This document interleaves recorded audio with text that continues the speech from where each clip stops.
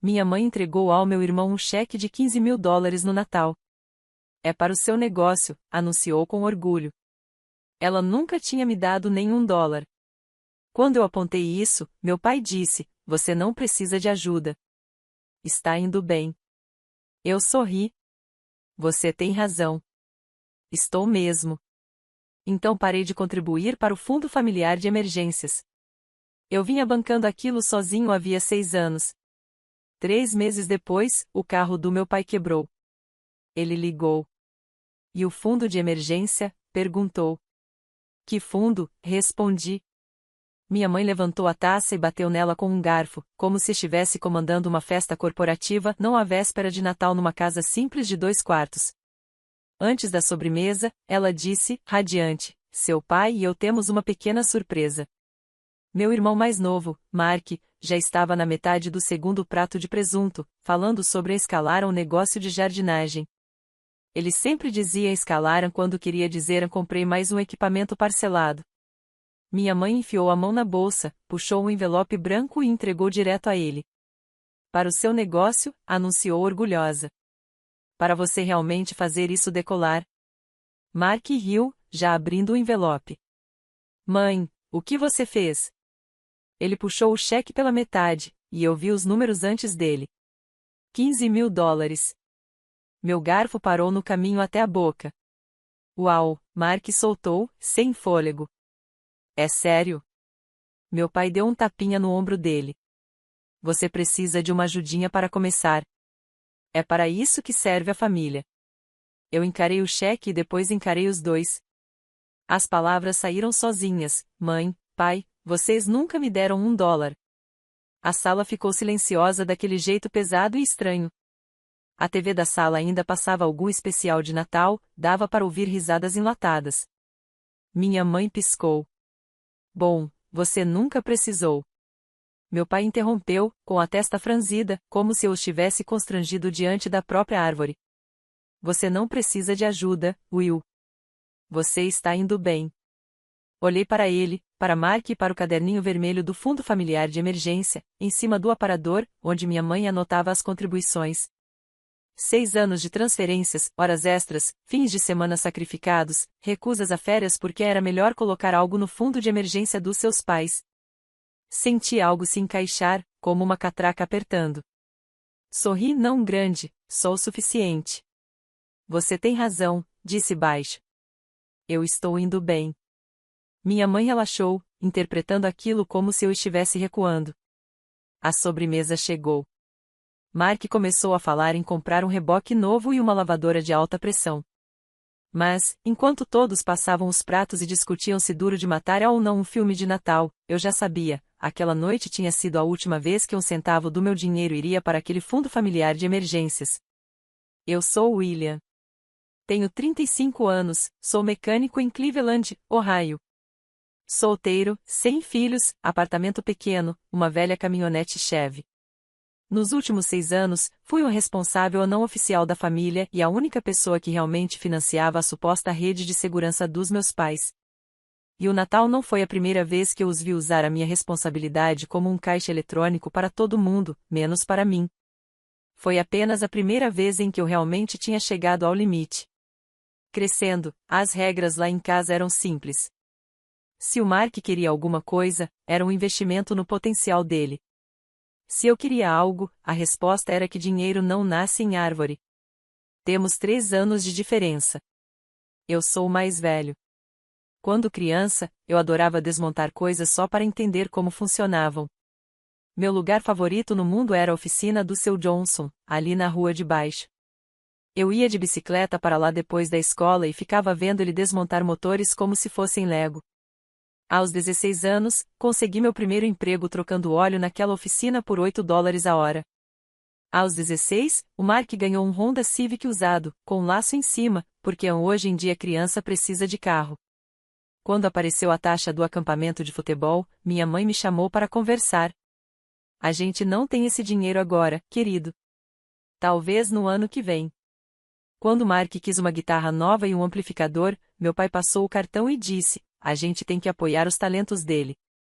Na época, essas diferenças não pareciam tão grandes. Elas só foram se acumulando.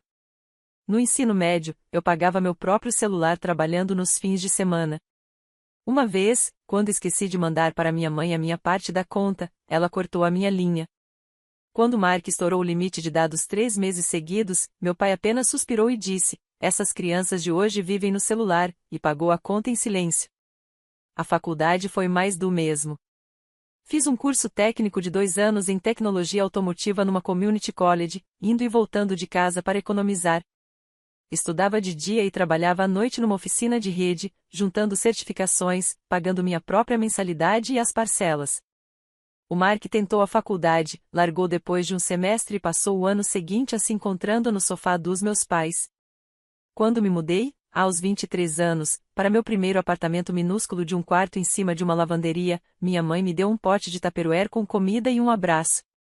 Quando Mark se mudou para o primeiro lugar dele, aos 25, meus pais pagaram o depósito de segurança, o primeiro aluguel e ainda compraram um sofá novo, para se sentir em casa. Em algum momento da metade dos meus 20 e poucos anos, surgiu a ideia do fundo familiar de emergência. Meu pai tinha acabado de passar por um pequeno susto no coração. Nada catastrófico, mas suficiente para abalar todo mundo. Ao mesmo tempo, o telhado da casa deles começava a vazar. Não queremos ser um peso quando formos mais velhos, disse minha mãe no almoço de domingo. Então pensamos que todo mundo podia contribuir um pouquinho todo mês para um fundo. Assim, se acontecer algo grande, tem dinheiro para consertos ou despesas médicas. Soava razoável, até inteligente. Só $200 por mês de cada um, disse meu pai. Não é muito. Vamos colocar numa poupança com bom rendimento. Se houver uma emergência, todo mundo sabe que existe um colchão. Fiz as contas de cabeça. 200 não me quebrariam. Meu aluguel era $750, meu salário líquido girava em torno de 2.500. Eu teria que parar de comer fora, talvez adiar a troca dos pneus. Mas eram meus pais. Tudo bem, eu disse. Consigo fazer isso. O Mark ficou olhando para o prato. Eu sou freelancer agora, ele disse.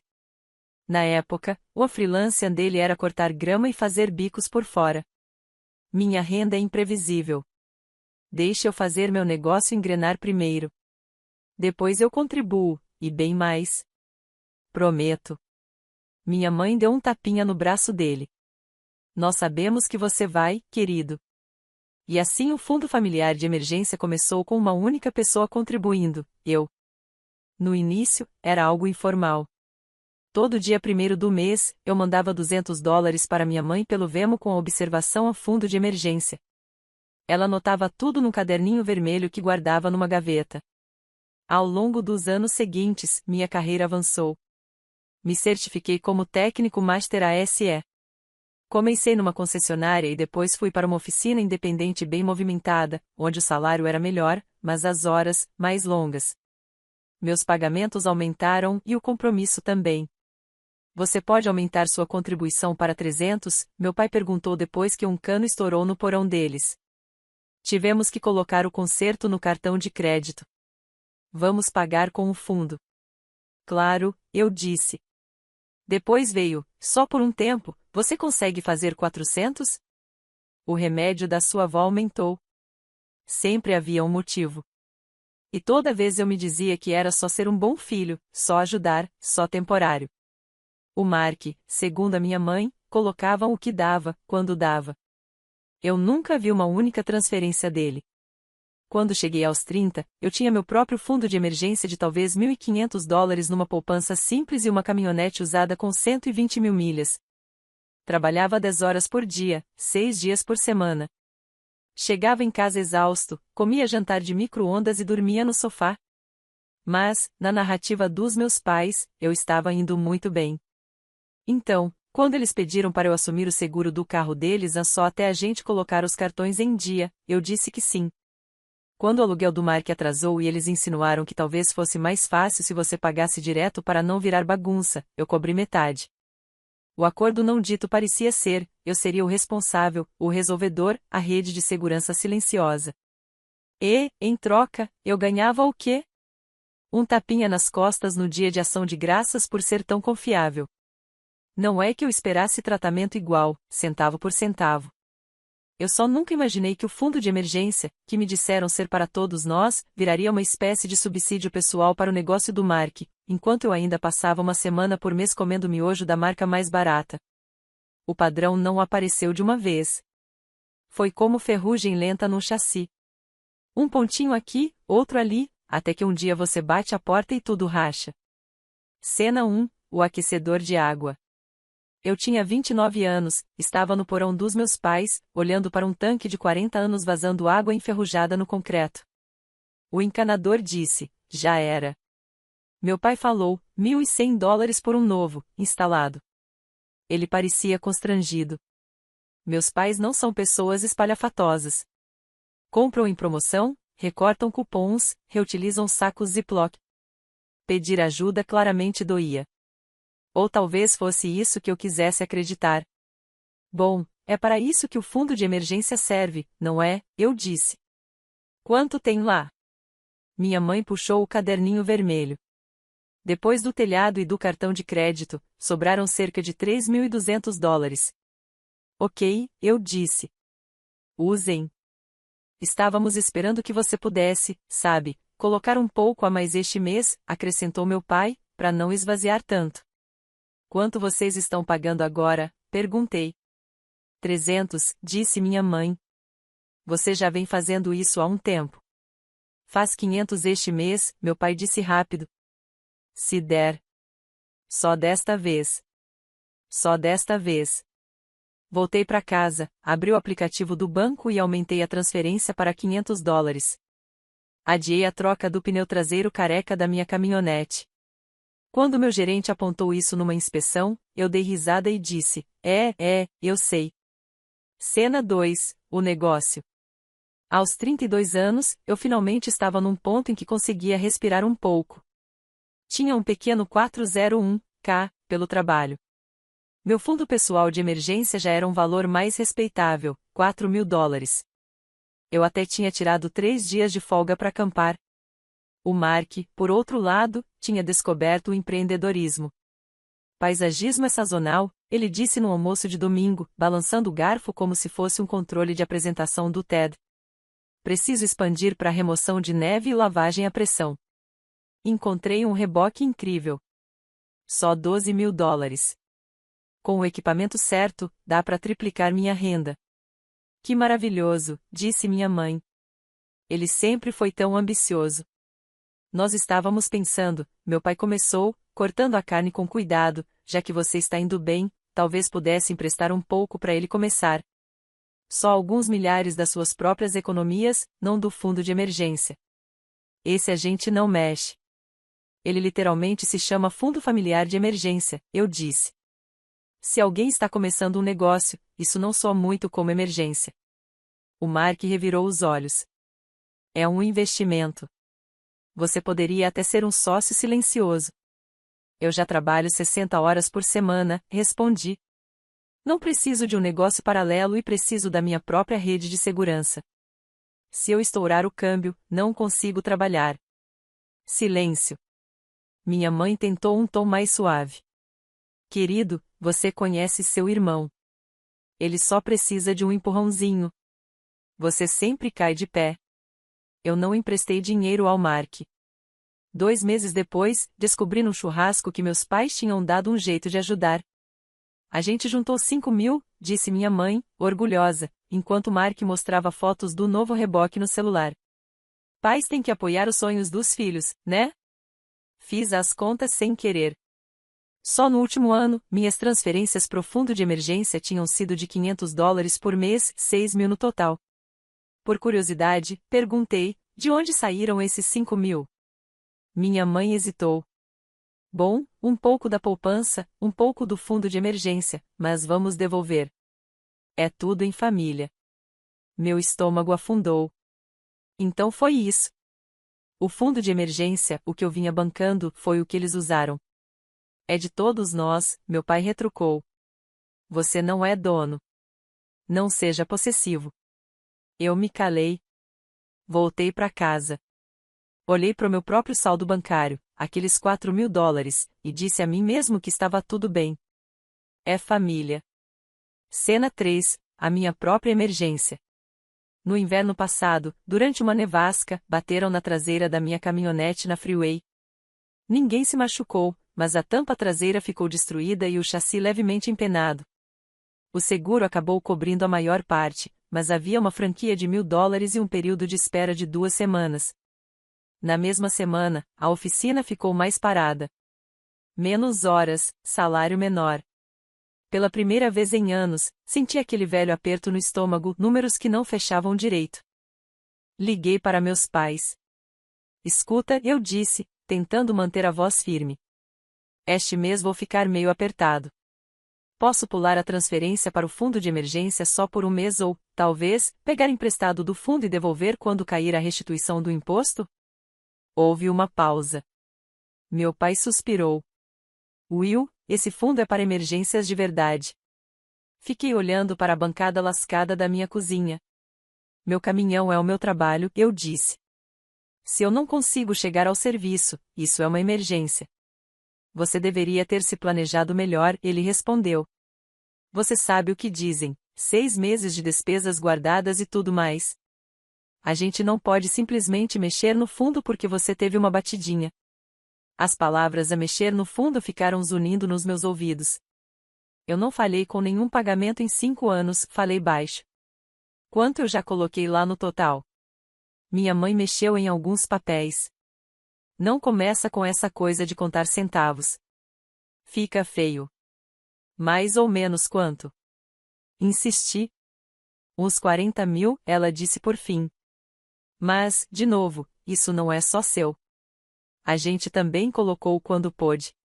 Desliguei sentindo como se alguém tivesse trocado todas as etiquetas da minha vida sem eu perceber.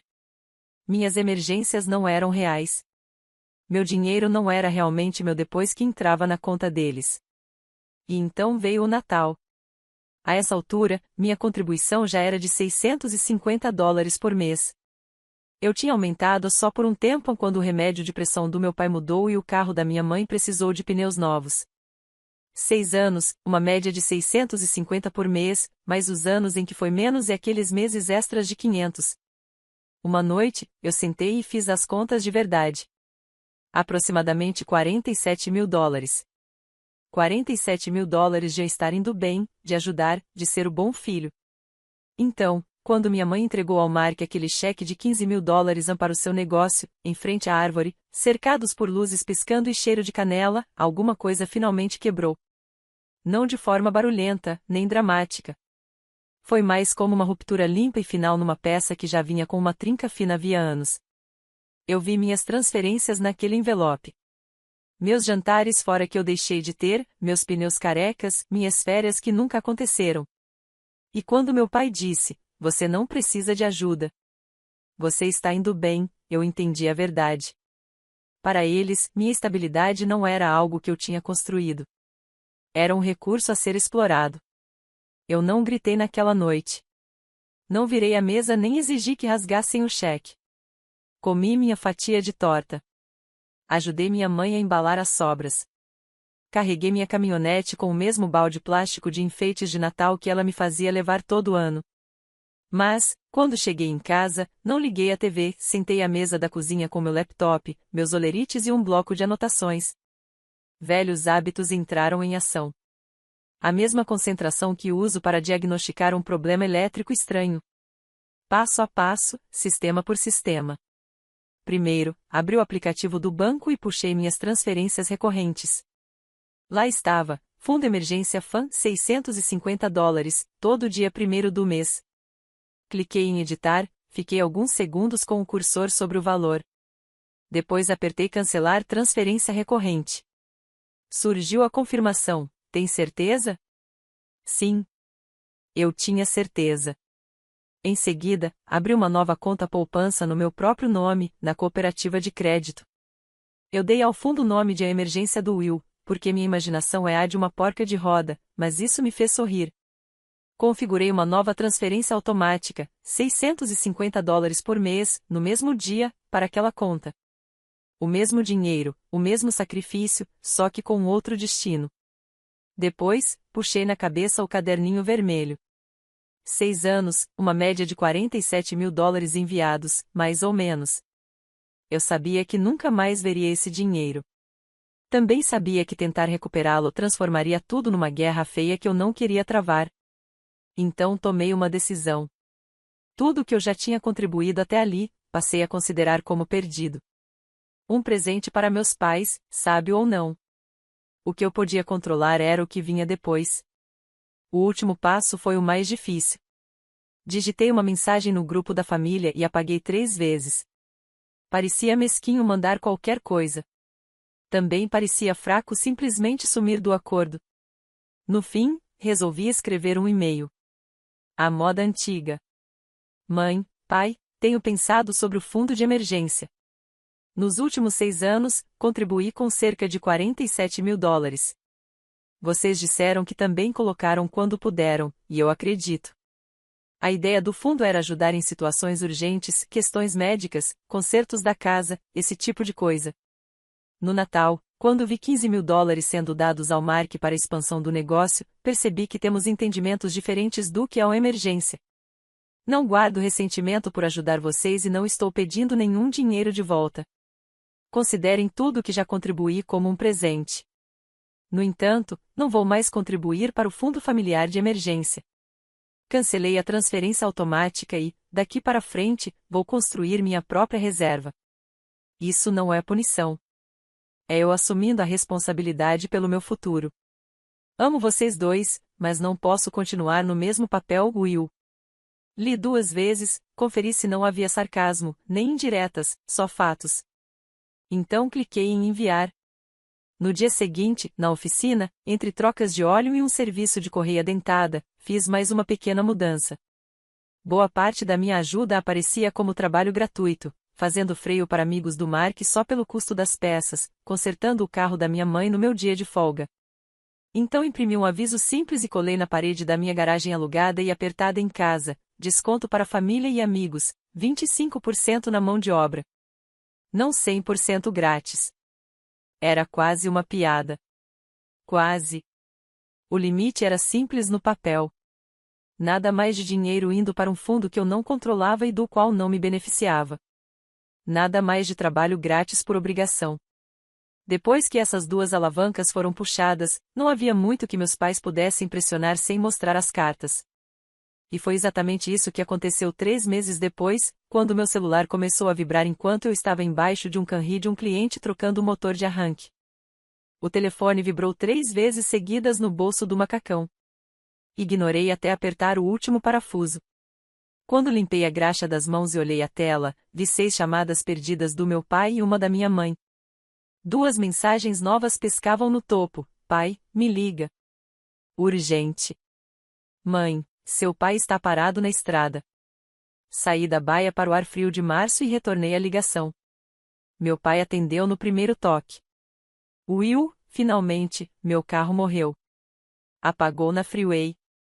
Ele conseguiu mandar rebocar para Jeans, a oficina de rede para onde ele sempre vai quando não quer me incomodar, geralmente depois de ignorar a luz do motor por 6 meses. Eles dizem que é o alternador e a bateria. $1.200. Eu não tenho esse dinheiro. Encostei na parede de tijolos, olhando a lama cinza derretendo junto ao meio-fio. Que droga, eu disse. E falei sério. Ficar parado assim é horrível. Disseram que dá para ficar pronto hoje, se eu pagar.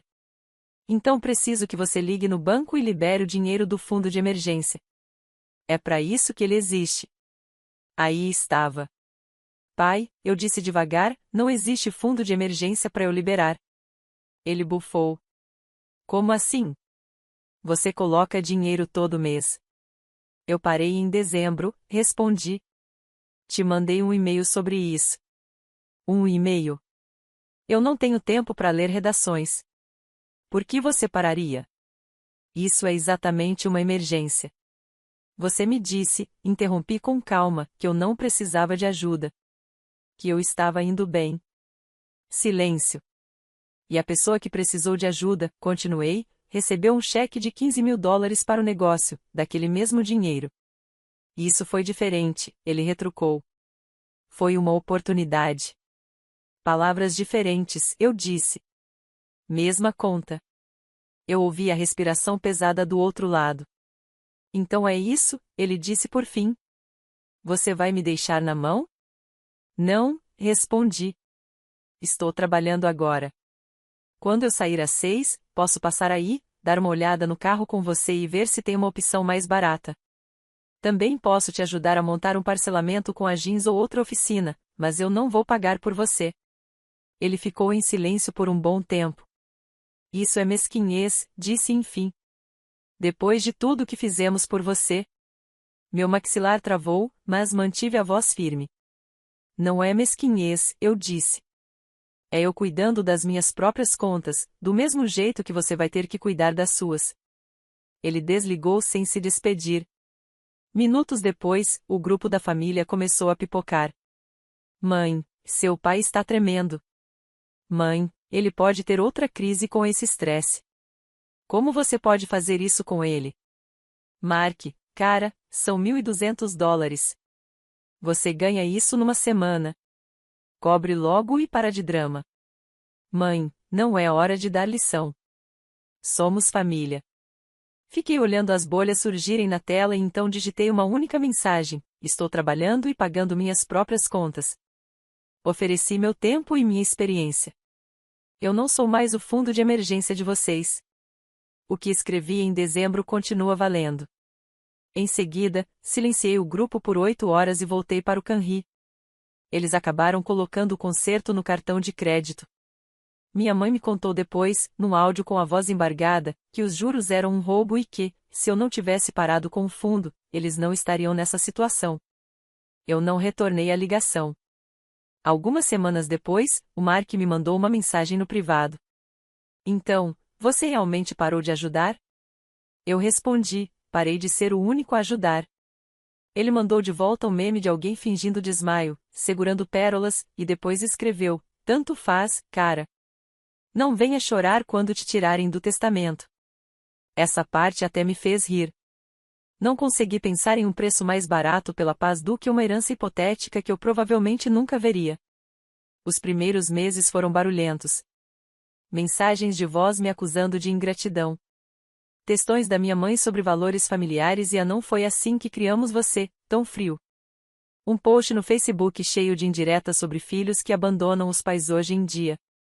Respondi apenas 3 vezes. Uma, para reafirmar meu limite. Outra, para lembrar que eu já tinha dado mais aos meus pais do que muita gente dá a vida inteira.